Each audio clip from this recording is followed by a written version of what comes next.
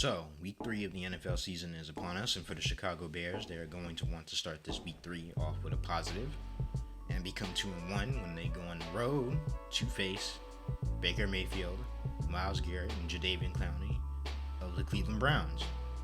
So, in this video, I'm going to give you 5 keys, just like last week, that the Bears should do to win this game. So, let's get into it.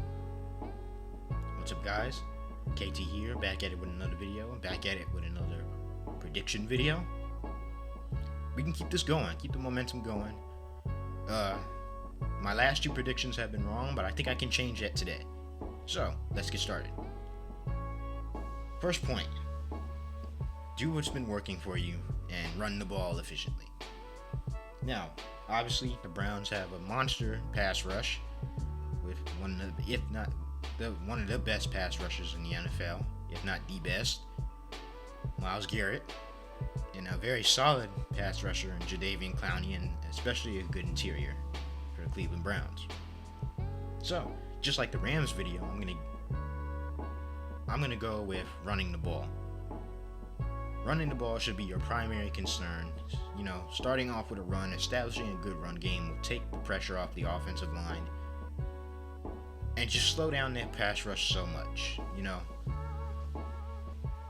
If you can do that, you'll tire them out. You'll get a sense of rhythm on offense, and it will just keep the defense honest, just like in the Rams video. I'm not going to say too much on this topic because we all know what David Montgomery is. We all know what he can do. He's a beast.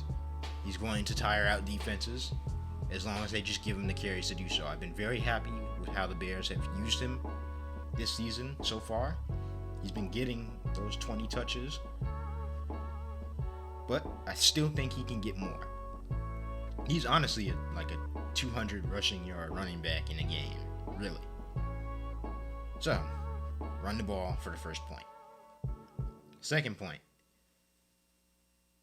defense needs to stand out again.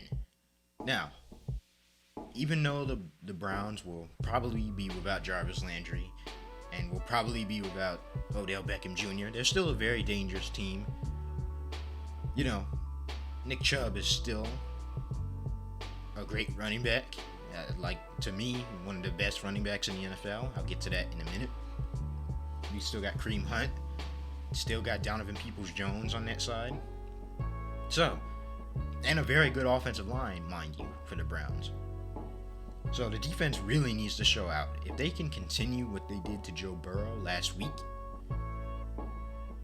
I don't know, that kind of sets the stage of, this defense might be back where it was back in 2018. They were elite last week. They got 4 takeaways against young Joe Burrow. But this is a different test. Obviously, the Browns' offensive line is good. So I want to see if the defense can generate the same amount of pressure that they did against Joe Burrow and put that on Baker Mayfield and make him make tough decisions and get skittish in that pocket. Also, Bears secondary played decent last week, but I want to see if they can improve. As I've said before, they're really in a need for like a nickel corner, but without the Browns' top 2 offensive weapons, probably, I think the secondary should have a better day. And just the linebackers are going to be crazy. Roquan Smith always is just going to come to play. So, defense is a big key in this game. Point 3, this brings me into my next point. Stop the running game for the Browns. Now, Kareem Hunt, Nick Chubb, and that's just borderline what needs to be, all that needs to be said. Nick Chubb is a top 5 NFL running back to me. He's a very underrated running back. He doesn't get a lot of props, at least not from what I see. But he's a very solid running back and a very good running back at that. Breaks a lot of tackles and is surprisingly fast. Same thing with Kareem Hunt. They have a dual running back system, a dual running back threat, which can really, really tire out your defense and frustrate your defense. So stopping the running game of the Browns is a big must in this game because Baker Mayfield is a great QB, but when you try to force his hand to win the game for you, I don't think I wouldn't say I don't think he does it well, but I'd say this. Baker Mayfield is a great QB. But if you can force him to try to win the games for the Browns, I think you have a better chance to win than just letting him hand it off to Nick Chubb and get 40, 50 yards and get them into the red zone. So stopping the run is a very big key. Make Baker Mayfield beat you, basically. Make him beat you. And without his two top offensive weapons, I think they can. So stopping the run is a very big key. Point number 4 is get the tight ends involved. Now, last week was not a good day for the tight ends. They had a couple missed blocks. They did not get the receptions they wanted. Cole Kmet only had 1 reception and it got called back from a bogus penalty, but that's okay. Now, getting the tight ends more involved means it opens your offense up more. The tight end is basically a safety valve for a quarterback. When receivers aren't open and, the running back is probably blocking or he's going on a little short route or something like that, the tight end is the next best thing. It's a big body in the middle of the field. Can gain that solid 10, 15 yards, maybe even more. And Cole Kmet can do that. Cole Kmet is a very capable tight end that can break off a 20-yard catch, run after catch. But to see that he only got 1 catch last week was kind of concerning. I do think Nagy will get the tight ends more involved. He did say that was more on him, that the tight ends were involved last week. And another thing is, use the tight ends in the red zone. Match them up one-on-one with those corners in the red zone. It makes your life much easier in the red zone when you get your tight ends involved. Jimmy Graham is a perfect red zone threat for just throwing up the jump ball. And they missed out. I think the Bears missed out on a lot of points last week because they didn't use their tight ends correctly. So if they do that, use their tight ends correctly, I think they'll have a better shot at winning. Now, final point. I think this is point 5.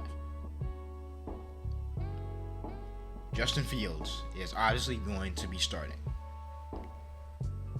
Andy Dalton came out, his MRI came out to be a bone bruise, so we don't know how long he'll be out. But for now, Fields is the starter, and this brings me into this point number 5, play to his strengths. Last week for Fields was okay, but it wasn't spectacular, and it's not supposed to be. But he was much better than what he showed last week. He knows that, the coaches know that, and I think I wouldn't say give more of the blame, because there's really no one to blame for this, because he came off the bench cold. He didn't have any reps with the starters. The offense just looked out of sync last week. But they need to call more plays designed for Fields. And what I mean by that is use his legs more. He's a mobile quarterback who can throw, he can run, he can read defenses. Play action for me is one of the things that really demoralizes a defense. So let's say you're setting up a run, goes 10 yards, and then the next 2 runs go for 2, 3, 4 yards, maybe even 5. Play action with a quarterback like Fields is probably one of the most. It's probably most deadly with a quarterback like Fields, because 1, if you boot him out left or right, he can use his legs to run on you. 2, he can scan the field deep for receivers, so even if he gets out of the pocket, he'll just start looking for receivers and run the scramble drill, and that can obviously result in some big yards. And 3, it just keeps the defense honest, and it uses his strengths. Making him stand back there in the pocket, especially against this Browns pass rush, is not a good idea.